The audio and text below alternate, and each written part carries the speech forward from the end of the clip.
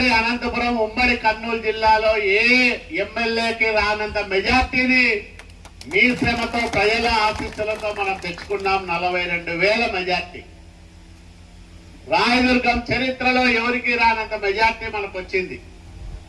ప్రజల్లో ఒక గొప్ప నమ్మకం, కార్యకర్తలు 5 ఏళ్లు పడ్డ కష్టం, నాయకులను అనేక రకాలుగా ఇబ్బంది పెట్టినా ఎక్కడా బెదరకుండా, చెక్కు చెదరకుండా పనిచేసిన విధానం. ఇక్కడే స్టేజ్ మీద మొండి బ్రదర్స్ ఉన్నారు. ఈరేహాల్ మండల తెలుగుదేశం పార్టీ పక్షాన మనస్ఫూర్తిగా వాళ్ళని నేను అభినందిస్తా ఉన్నా. కరోనా కష్టకాలంలో ఇక్కడుండే గ్రామస్తులకు, దళితులకు, బీసీలకు నిత్యావసర సరుకులు, కూరగాయలు పంచడానికి పోతే కేసు పెట్టి, నాన్ అవైలబుల్ కేసు పెట్టి జైలుకు పంపించినారు అప్పుడుండే వైసీపీ నాయకులు. కానీ వాళ్ళు మమ్మల్ని ఇబ్బంది పెట్టింది కదా వైసీపీ గవర్నమెంట్, మాకెందుకులే ఈ రాజకీయం అనుకోలే. ఎప్పుడైతే అరెస్ట్ చేశారో ఆ రోజు నుంచి ఇంకా కసిగా పనిచేశారు, పార్టీ కోసం గట్టిగా నిలబడ్డారు.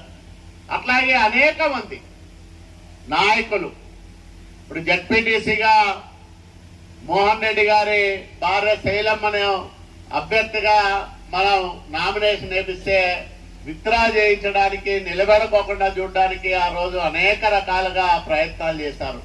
చాలా ఒత్తిళ్లు తీసుకొచ్చారు, కానీ గట్టిగా నిలబడినారు వాళ్ళు. ఇట్లా ఒక్కొక్కరి గురించి చెప్పుకుంటే నేను చాలా గర్వపడతా ఉంటా. ఇంత మంచి నాయకులు, కార్యకర్తలు నాకున్నారు కాబట్టి వైసీపీలో ఉండే ఎమ్మెల్యే, అప్పటి ఎమ్మెల్యే ఎన్ని అరాచకాలు చేసినా, అతను ఒక క్రిమినల్ అయినా గట్టిగా ఎదుర్కొన్నాం, అతన్ని పోరాడాం. రాయదుర్గం నుంచి అమరావతి వరకు వైసీపీ నాయకత్వం అంతా మన మీద కుట్రలు చేసినా ఏ ఒక్కరికి జడతలేదు, భయపడలేదు. ఇక్కడే ఆవల మనోహర్ ఉన్నాడు, జర్నలిస్ట్ గా తన బాధ్యతలు నెరవేరుస్తా అంటే చాలా దౌర్జన్యం చేసి అతన్ని హతమార్చడానికి అత్యాయత్నం చేసి తీవ్రమైన గాయాల పాలు చేసి ఆయన కూడా పార్టీకి సంబంధం లేకుండా రాయదుర్గం కోసం, ప్రజల కోసం గట్టిగా నిలబడినాడు. ఇట్లా వీళ్ళందరినీ చూస్తున్నప్పుడు నాకు కూడా తెలియని శక్తి వస్తూ ఉంటుంది. వాళ్ళ స్థాయిలో వాళ్ళే అంత గట్టిగా నిలబడినప్పుడు ఈ రాష్ట్రంలో చంద్రబాబు నాయుడు గారి ఆశీస్సులతో ఒక నాయకుడిగా గుర్తింపు పొందిన నాకు ఇంకా ఎన్ని కష్టాలు వచ్చినా నేను గట్టిగా నిలబడాలని నేను ఎప్పటికప్పుడు నిర్ణయం తీసుకుంటా ఉంటా. కాబట్టి మనం 5 ఏళ్లు పోరాడాం. ఒకవైపు పార్టీని బతికించుకోవడానికి, కార్యకర్తలను కాపాడుకోవడానికి, ప్రజల తరఫున పోరాటాలు చేయడానికి నిరంతరాయంగా పనిచేశాం. కాబట్టి ప్రజలు మన వల్ల అభిమానించారు, హక్కున చేర్చుకున్నారు.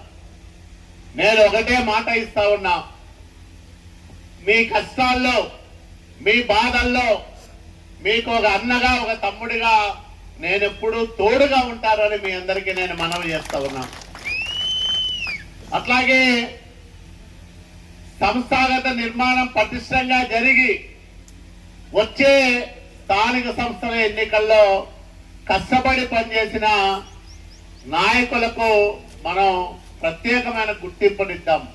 సర్పంచులుగా, ఎంపీడీసీలుగా, ఎంపీపీలుగా, జడ్పీటీసీలుగా అట్లా వాళ్ళనే మనం నిలబెడదాం, గెలిపిద్దాం.